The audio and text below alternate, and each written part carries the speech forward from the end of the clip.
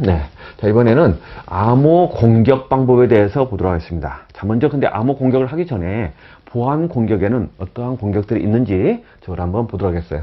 자, 이것은 ITOT-T에서 X.800이라고 하는 문서에 명확하게 보안 공격은 이런 것이다 라고 명시가 되어 있습니다. 그죠? 네. 자, 먼저 보안 공격은 크게 나눠보면은 수동적인 공격 또는 패시브 어택이다 라고 이야기합니다. 수동적 공격과 능동적 공격으로 일단은 구분할 수 있다. 액티브 어택. 예, 그러면 수동적 공격은 바로 무엇이냐? 직접적인 어떤 해커가, 그러죠? 네. 실제 데이터에 접근해서 저걸 갖다가 파괴한다든가, 그러죠? 저걸 갖다가 변경하는 그런 공격은 아닙니다.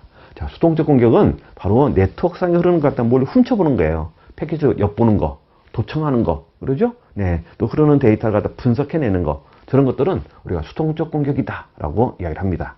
반면에 능동적 공격은 이제 실제, 그러죠? 어떤 해커가 들어가가지고, 그러죠? 시스템 침투해서 그 데이터를 변경하고, 파괴하고, 그러죠? 또 삽입하고, 또 삭제하고, 자, 그런 공격들은 우리가 능동적 공격이다 라고 일단은 크게 구분을 합니다. 자, 그 다음에 또 이 공격을 갖다가 이제 또 크게 두 가지로 나누고, 이것도 세분화하게 되면 다시 네 가지 형태로 나누게 됩니다.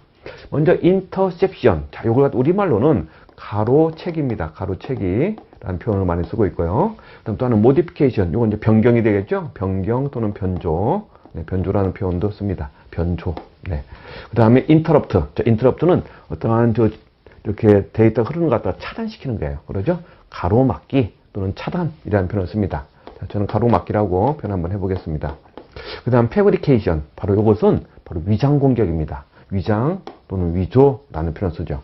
자, 간단하게 좀 설명하면은, 자, 가로채기 공격은 바로 무엇이냐. 자, 통신 당사자 A하고 여기 B가 이렇게 있습니다. 그러죠? B가 딱 있을 때, 바로 중간에서 해커가 있다고 한다면은, 해커가 그 내용을 갖다가 훔쳐보는 거예요. 그러죠? 네. 이게 바로 우리는 가로채기 공격이다. 네. 대표적인 수동적 공격이요.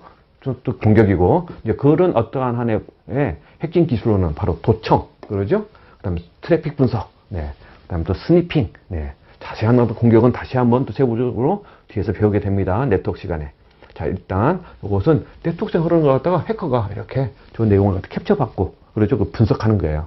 바로 도청 트래픽 분석이다. 네. 그래서 이런 어떤 형태가 되어 있고, 변조는 바로 뭐냐? 변조라는 것도 A하고 B가 통신을 이렇게 하고 있는데요. 네. 이걸 중간에서 해커가 이제 탈취를 하는 겁니다. 훔쳐보는 것이 아니고. 탈취해서 그 내용을 변경을 하는 것이죠. 네. 변경을 내서 다시 보내주는 겁니다. 네. 이해되시죠? 네. 그러는 데이터를 중요한 것을 빼내고, 그러죠? 그 다음 변경한 다음에 이쪽으로 보내주는. 자, 그런 어떠한 공격을, 우리는 변조 공격이다. 네. 자, 이건 실제적인 내용을 바꾸는 것이죠. 네. 메시지 변조. 그 다음에, 인터럽션. 자, 인터럽션이 있습니다. 인터럽션의 개념은 이거죠. 자, A가 있고, B가 이렇게 있습니다. 자, 그런데 통신을 하고 있는데, 그러죠? 중간에 이제 해커가 개입을 하는 것이죠. 그러죠? 네. 해커가 바로 한쪽의 시스템을 갖다가 무력화시키는 겁니다. 타겟을 딱 정해가지고, 그러죠? 무력화시켜. 또는 L을 무력화시키고 자기가 대신 통신한다든가. 자, 또는 이것은 어떤 목적하고 있는 저거 공격하고자 하는 그 시스템을 갖다가 네트워크도 차단시킬 수도 있고요. 그러죠? 네, 데이터베이스 차단시킬 수도 있고.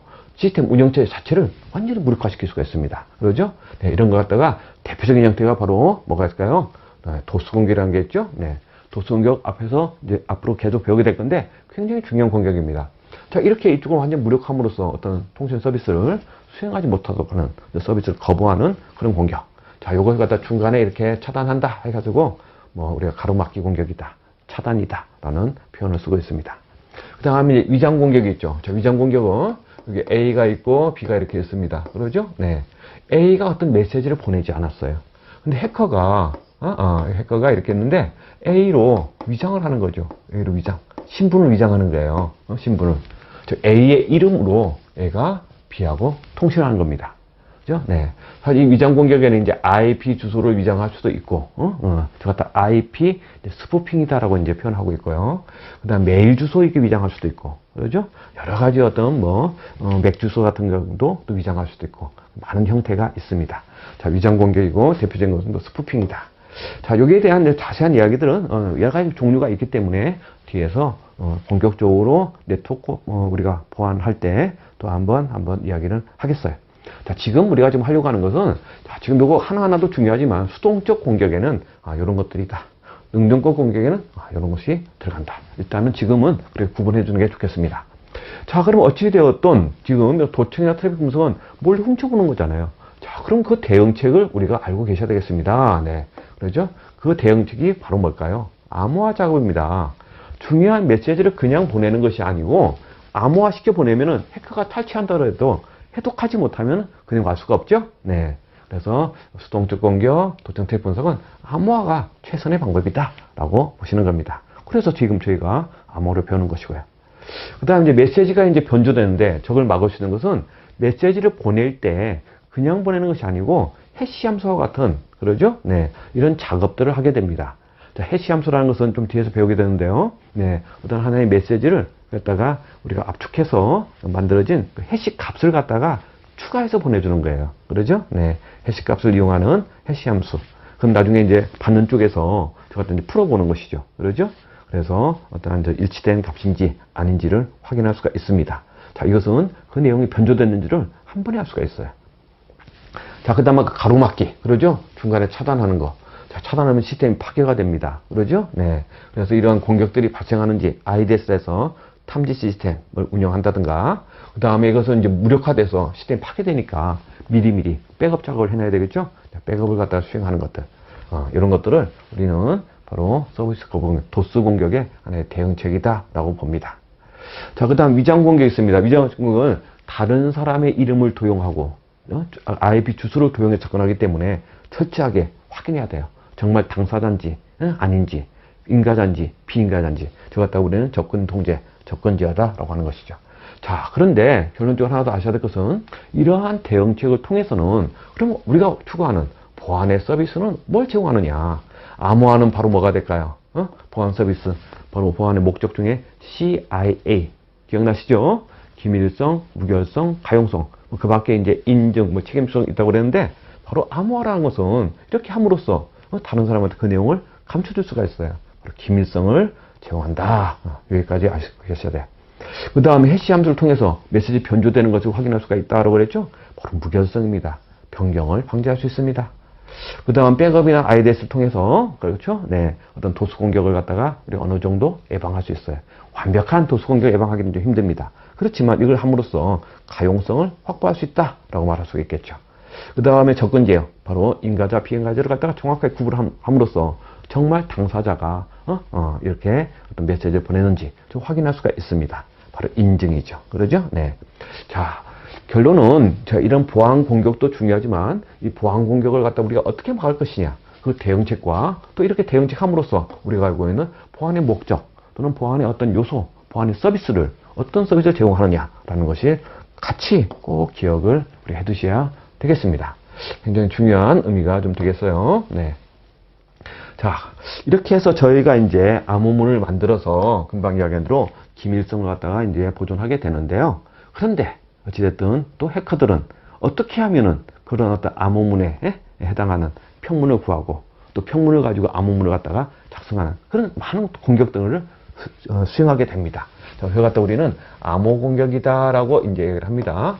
자, 근데 이러한 암호문을 갖다 공격하는 방법이 또 한 4가지로 나눌 수가 있어요. 자, 먼저 첫 번째, 암호문 단독 공격 또는 COA다라고 합니다. Cipher Text Only Attack. 네. 이렇게 다 기억하기 좀 힘들면은 저희 한글이라도 기억을 해 두셔야 돼요. 암호문 단독 공격. 자, 이것은 어떤 해독하고자 하는 해독자가 다른 어떠한 정보는 없습니다. 단지 암호문만을 가지고, 그러죠? 요걸 갖다가 어떠한 저기 해당하는 평문이나 키를 갖다가 찾고자 하는 겁니다. 자, 다른 어떠한 요소들은 없어요. 그러죠? 암호문만 달랑 있습니다. 그런데 내가 이걸 갖다가 해독하려고 하는 그런 공격이 암호문 단독 공격이에요. 그러죠? 네, 그럼 요것은 어떻게 하느냐? 이 암호문을 갖다가 잘 우리가 확인하게 되면은 결국 암호문, 만약에 예를 들어서 A다. 그러죠? 네, 암호문에 예를 들어서 달러로 갑시다. 자, 달러다. 달러는 예를 들어서 내가 지금 A로 표현을 했습니다. 그러죠? 네. 그러면은 결국은 이렇게 암호문 중에서 달러가 많이 나오는 것들. 그러죠? 그럼 이것은 A가 아니냐. 이와 같이. 그러죠? 어떠한 평문들의 어떤 통계적 성질, 문장의 특성, 그러니까 주어진 암호문만 지금 보고 있는 거예요. 그걸 보면서 평문과 관계성을 따져보는 겁니다. 그러죠? 추정해서 해독하는 방법. 결국은 해독하는 입장에서는 가장 어려운 공격이 되겠죠. 왜? 아무런 어떠한 정보가 없으니까. 네. 저것도 기억을 해줘야 되겠고, 자, 이것이 암호문 단독 공격이다. 라고 이야기를 합니다. 그 다음 두 번째는 기지평문 공격. 또는 기지라는 것이 알려진. 그래서 언어 일정 부분의 평문에 해당하는 암호문을 또 우리가 알게 됐었어요. 그러죠? 네. 그래서 영문으로 보게 되면 KPA, known, 그러죠? 안다는 뜻이죠? 그 다음 P, 그 다음에 A, KPA 공격 또는 기지평문 공격이라고 합니다. 자, 알려진. 그래서 이것은 일정량, 전체는 아니에요. 전체는 어떠한 평문의 어떤 일부, 그러죠? 일정량의 평분, 어떤 평문의 어떤 일부에 해당하는 암호문을 알고 있네요. 그러죠? 알고 있는 상태에서 결국은 어떠한 또 다른 암호문과 키를 갖다가 우리가 해독하는 그런 방법입니다. 이해되시죠? 자, 이것이 포인트가 되겠습니다. 일정량의 평문에 해당하는 암호문을 알고 있는 상태에서 저걸 해독을 갖다가 해보는 그런 어떤 관계. 자, 그러면 이제 평문과 암호문, 그러죠? 저걸 또 대입해보고 쭉 하다 보면은 바로 키나 새로운 평문을 추정할 수 있을 것 같습니다. 자, 이건 평문을 알고 있는 상태에서, 저기에 해당하는 평문에 대응하는 암호문을 전체는 아니고 어떤 일부분을 아는 상태에서 해독하는 것이다. 자, 그 다음에 이제 3번 같은 경우는 선택평문 경우, CPA라고 하는데요. 네. 자, 이것은 암호 해독자가 선택한 평문. 이것은 일정량의 평문인데 얘는 이제 선택을 했어요. 그러죠? 선택한 어떤 평문에 해당하는 암호문을 갖다 얻을 수 있는 방식입니다. 그죠? 네. 선택한 어떤 문장에 대해서 암호문을 얻을 수 있는. 자, 그러면은 내가 어떤 이게 평문이 있는데 암호문을 구한다. 자, 그 이야기는 바로 뭘까요? 이 암호 해독자가 바로 암호기에, 그러죠? 암호기에 접근할 수 있다. 그런 뜻입니다. 암호를 생성하는 암호기에 접근하기 때문에, 그러죠? 네. 평문을 암호로 바꿀 수 있다라는 것이죠. 그러죠? 네. 그러니까 이것은 언제든지 항상 위험을 갖다가 수반하게 됩니다. 그래서 많은 어떤 공격 방법 중에서 가장 어떻게 보면 위협적인 공격 방법이죠. 왜? 암호기에 접근을 해서 평문을 집어넣으니까 암호문이 나온다는 것을 여기서 분명하게 저걸 이용해서 공격하기 때문에, 네, 가장 위협적인 공격이다. 자, 그 다음에 또 한 가지는 선택 암호 공격입니다. 자, 암호 했다가 이번에는 선택한 어떤 암호문이 있었어요. 내가 원하는 암호문이 있는데 저거 갖다가 이용해서 뭘 구하는 거야? 또 반대로 평문을 얻어내는, 그러죠? 그런 방법입니다. 자, 그 이야기는 암호문을 가지고 이렇게 해독해내는 거잖아요. 그러니까 이것은 또 공격자 어디에 접근했다? 해독기에, 그러죠? 해독기에 바로 접근했다라는 것을 또 이야기를 하고 있는 겁니다. 네.